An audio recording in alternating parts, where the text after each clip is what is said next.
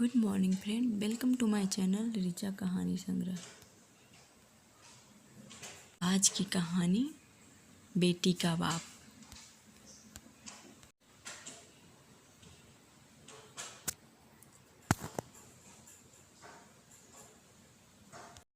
में तोड़ फोड़ जारी था। सास चिल्ला रही थी और पति को राम मचा रखा था। बात कुछ भी नहीं थी, फिर भी बतंगड़ बना रखा था। सास ने ही बेटे को पत्नी के विरुद्ध कान भरे थे, वो भी तब पत्नी खेतों में काम करने गई थी। सुबह से घर में सोई थी महारानी। अब जब तेरे आने का समय हुआ तो चली गई खेतों में। तुझे दिखाना जो है कि मैं उसे उसकी गर्भावस्था में भी काम करवाती हूँ। अरे कितनी चतुर है तेरी पत्नी, दिन भर सोई थी और तुझे दिखाने को खेत गई है। अब तो खाना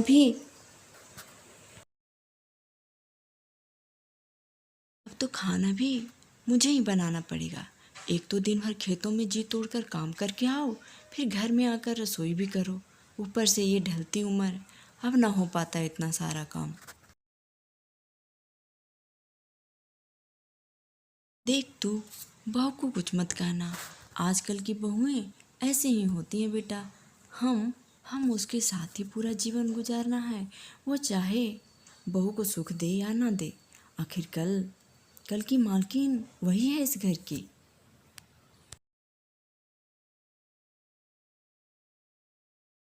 मालकिन मालकिन की एक भी लक्षण है माँ उसमें? मालकिन है घर की। समझा समझा कर थक गया मैं उसे, पर उसकी समझ में भूसा भरा पड़ा है। अभी तुम थक हार के घर आई हो और खाना भी तुम्हें ही बनाना पड़ रहा है। कहाँ फंस गया मैं इससे शादी करके। अनिल की क्रोधाग्नि भभक कर जल उठा था। मन ही मन अपने भाग्य को दोषी ठहरा रहा था। अनिल उस सच्चाई से अवगत नहीं था जो उसकी पत्नी और उस पत्नी के साथ घट रहा था, और ना ही उसने कभी इस सच्चाई को जानने का प्रयास किया। उसे तो अपने माता पिता पर पूर्ण विश्वास था, परंतु उनके माता पिता इस योग नहीं थे कि उन पर आंख बंद करके भरोसा किया जाए। वो अनिल के पीठ पीछे उसकी पत्नी धृति को प्रताड़ित भी करते और उसकी मायके की निंदा भी। शाम को जब खेतों से वो वापस आई तो आते ही उसका पति उस पर बरस पड़ा। क्या सोचती हो तुम कि ये सब नौटंकी करके मुझे मेरे माता पिता से अलग कर दोगी, मुझे इनके विरोध कर दोगी? तो ये तेरे मन का भ्रम है। ये जो दिन भर सोई रहती हो और मेरे आने के वक्त काम करके मुझे रिझाने का प्रयास करती हो और मेरी नज़रों से मेरे माता पिता को गिराना चाहती हो, तो यह संभव है। तेरे 4 दिन का छलावा भरा प्यार मेरे माता पिता के प्रेम के आगे कुछ भी नहीं। अनिल के मन के क्रोध को पत्नी की न दशा दिखी न दुर्दशा। वो अभी खेत से आई थी, हाथ पांव भी न धोए थे और अनिल बरस पड़ा। वो अब तक ये समझ चुकी थी कि ये सास ससुर का रटा रटाया तोता बोल रहा है, तोता। उसने अपने घर में पल रहे शिशु की भलाई है तो चुप रहना ही उचित समझा, परंतु जैसे ही उसने दरवाजे के अंदर पैर रखा, अनिल के शरीर में मानो करंट का झटका लग गया हो। उसने लगभग चिल्लाते हुए बोला, अरे मैंने तुझे तो गाय समझा था, गाय, पर तू तो सांड की बहन निकली। अरे मेरी माँ तो पराई है तेरे लिए, किंतु तेरा जन्मा बच्चा, वो तो तेरा अपना रक्तांश है। तुम्हें क्या उसकी भी फिक्र नहीं हुई जो इस बारिश के मौसम में खेतों में भीगने गई केवल मुझे दिखाने को? छी, बस बहुत हो गया रोज रोज का किटकिट। अब निकल जा मेरे घर से। बुला अपने बाप को फोन करके, लेके जाएगा अपने साथ। जीवन भर उसी के छाती पर बैठकर मूंग दलना। अब यहाँ तेरे लिए ना जगह है ना समय से। वो चुपचाप रसोई में चली जाती है, जहाँ उसकी सास मानो भोजन न पका रही हो बल्कि रसोई में बहू के आने की प्रतीक्षा कर रही हो कि कब आए और वो अपनी बहू को 4 बात सुनाकर रसोई से बाहर चली जाए। कौन बने आएगा रसोई? बहू तो है ही सार्वजनिक दासी, बनाएगी। रसोई में कदम रखते ही सास बोली, मैं कर लूँगी, तू चली जा यहाँ से। ऐसे भी कोई काम करना तू चाहती कहाँ है। वो वहीं खड़ी रही। माँ, आप आराम कर लीजिए, मैं बना लूँगी भोजन।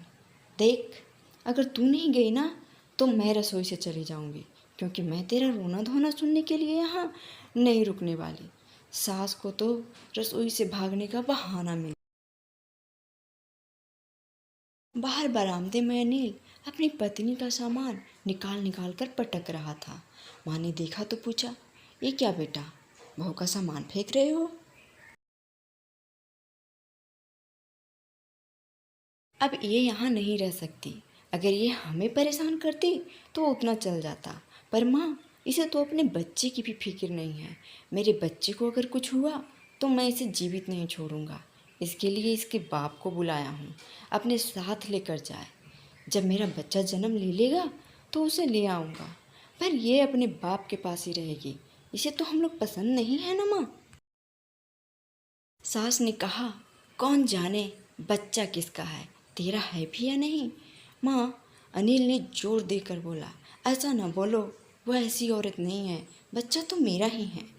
वो फिर भी चुप है, क्योंकि अगर उसने मुंह खोला तो अनिल मार पीट पर उतारू हो जाएगा और इससे बच्चे को नुकसान पहुंचेगा। एक स्त्री में ममता इस तरह जड़ जमा लेता है कि उसके बच्चे की भलाई के लिए स्वयं को भी निछावर कर दे। उसके पिता का स्वागत गालियों और अपशब्दों से हुआ। पूरे मोहल्ले के सामने उसकी बेटी की बुराई और उसके परिवारिश को नीचा दिखाया। लोग सब जानते और समझते हुए भी उसके पिता का साथ नहीं दिए। सबको पता था उसकी अच्छाई, पर किसी ने उसके सास को दोषी कहने का हिम्मत न दिखाया। गरीब पिता अपनी बेटी को साथ ले भी जाता तो कौन सा सुख दे पाता। मजदूरी करके जिसके प्रतिदिन के चूल्हा जलता हो, ऐसे पिता को अपने बेटी के घर बसा रहे, बस यही चाहता है।